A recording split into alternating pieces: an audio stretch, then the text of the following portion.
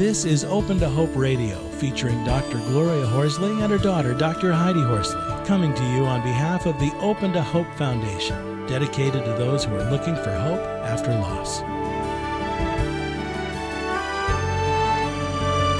Now, here's Dr. Gloria. Welcome to the Open to Hope Show. I'm your host, Dr. Gloria Horsley, with my co-host, Dr. Heidi Horsley. We've got one of our top authors on the show today, right, Heidi? One of the people that is most visited at opentohope.com. I will introduce her, Rachel Kodanaz. Since 1996, Rachel has spoken nationally on grief in the workplace as a result of the sudden death of her husband, leaving her with a 2-year-old and her experience as a manager in a Fortune 100 company. She recently published the book, Living with Loss, One Day at a Time, offering 365 thoughts and lessons on grief. And as my mom said, she is one of our top Open to Hope authors, and you can visit her at Open to Hope. Welcome to the show, Rachel. Thank you. Well, Rachel, talk a little bit about the beginning of your journey, about the death of your husband.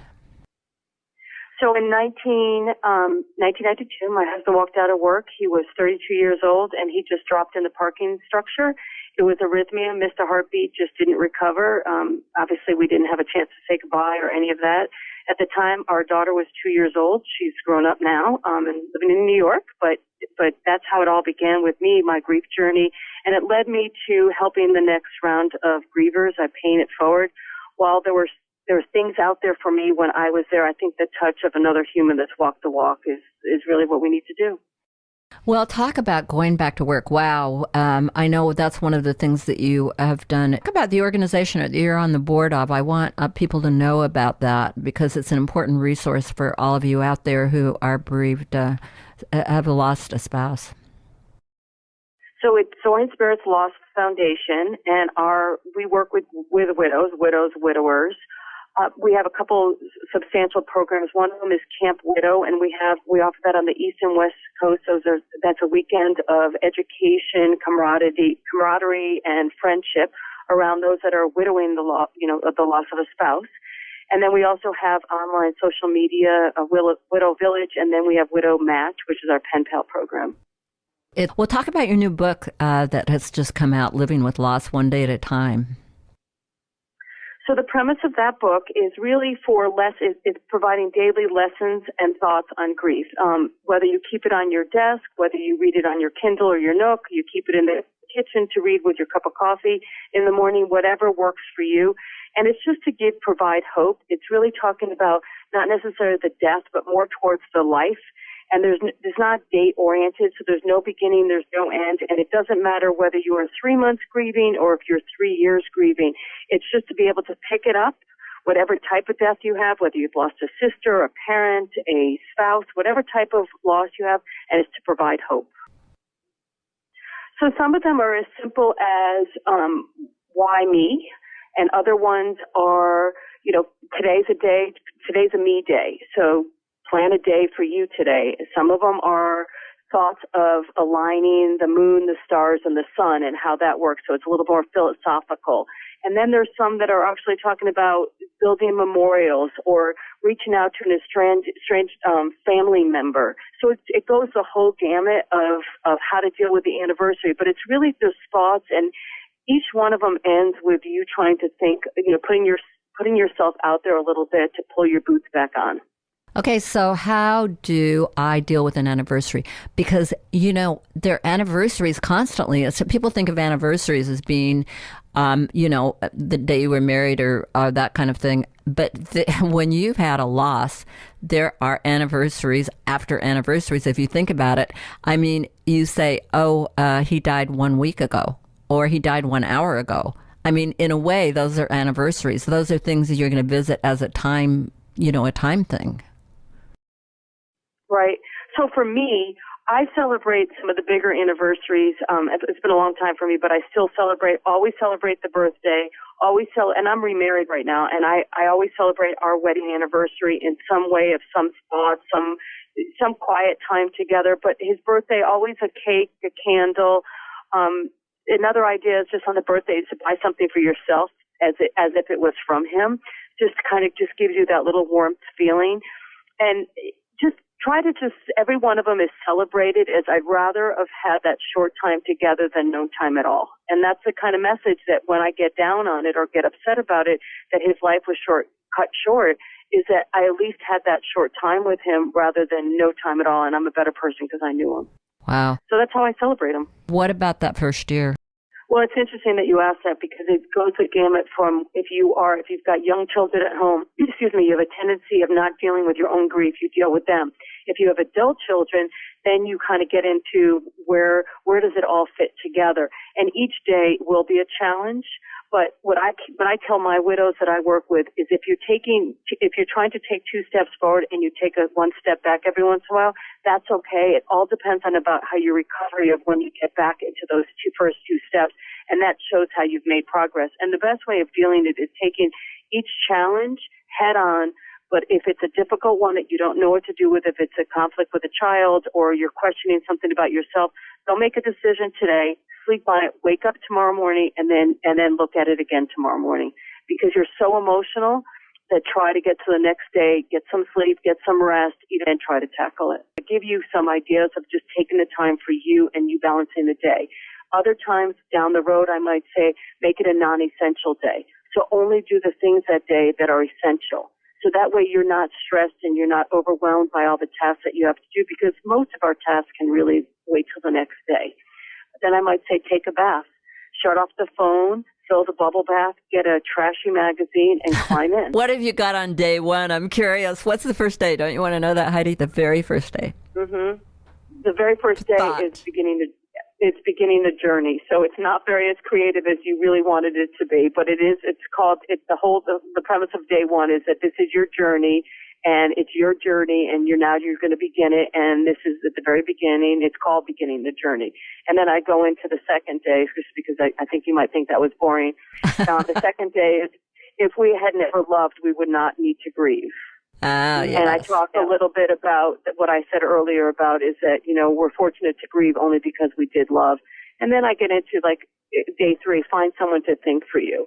And you both had a loss, and you could relate to that, because it doesn't matter what type of loss you've had, is that find someone to think for you, because you just couldn't think. And I'm sure neither one of you could. You couldn't digest what was happening. I remember standing in the hospital and them telling me that my husband had a seizure and he passed away, and there was no way that it could be true. I ran with him that day at lunch, and a woman stepped forward and she introduced herself, and I was his boss. So I knew that she was not lying. She obviously identified him. And I remember a clergy, I was holding my 2-year-old daughter, and I remember people standing over me asking me questions, and it was just a blur, like they were yelling at me. And I just remember throwing up my arms and saying, find somebody to think for me. Because I didn't know what I'd do next. Do I make a phone call? Do I find somebody to watch my daughter? I was just in such shock that I heard baffling in front of me, but with no words. Right. I had a very wise boss when I went back to work at the University of Rochester. My very wise boss had me shadowed by another nurse who just stood around and sat by me and thought for me. I hadn't thought about it before, but that's what she did. Why don't we have some coffee now? Is it time to go to lunch? Wanted to ask you a few questions about going back to work. When should people go back to work? And how do you deal with being back at work and seeing people the first time? So for me, I think that going back to work is going to be different for everybody. Some of the people will be dictated by finances and what their company offered them to be off.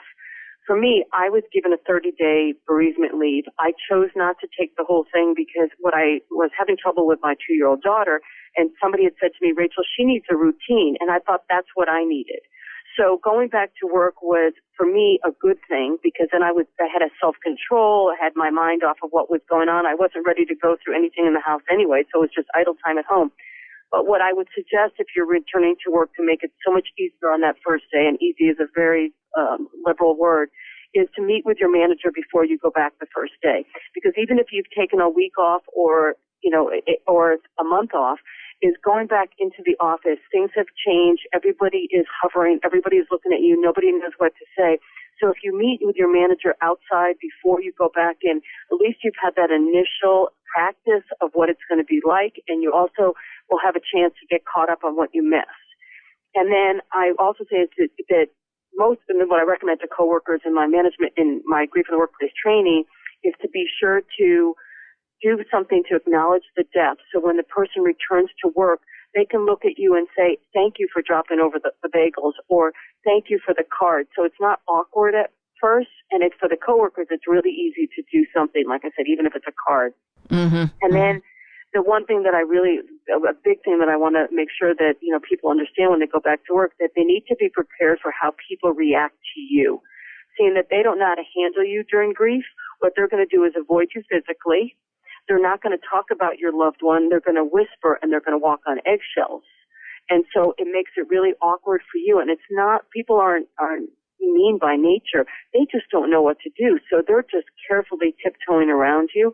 Some who have had an experience will be able to just be able to step forward and really make it comfortable, but others will just avoid the situation. It was hard for me, and then you come home and then you have to take care of your things, your responsibilities at home. It's just exhausting because you're not sleeping at night, you're not eating right, you're so stressed. So, and the expectations, I think, of you in the workplace, unless you have a manager that has experienced some type of loss, the expectations are you are going to come back and you're going to be just as strong as you left. But that's not necessarily true. The best defense is an offense. So you come on pretty strong that you are able to handle everything. But it's, deep down inside you're not. But a lot of people become workaholics. They become extremes. Either they'll become workaholics or they're going to lose faith in what they were doing before. They're going to question whether they want that same career. With the whole timeline, somebody will be on all parts of that. It won't be just one specific way of doing it. So yes, I do see it. I love this thing called the dual process model, which basically says that even when we're distracted, we can't always be in grief 24/7. And even when we're distracting, etc., we will visit the grief for short periods, and then we'll go back into our being distracted work life again, kind of moving back and forth in those two areas. Yeah, you can't grieve 24 hours a day, even though people act like I'm in grief and I'm grieving, Even though when you're going through it, sometimes it feels like you are. Right, exactly. And the other piece I was thinking both about you and Rachel quickly is that you both had children at home that you had to take care of. And that couldn't have been easy because here you are grieving, but then you're going home and having to take care of your children.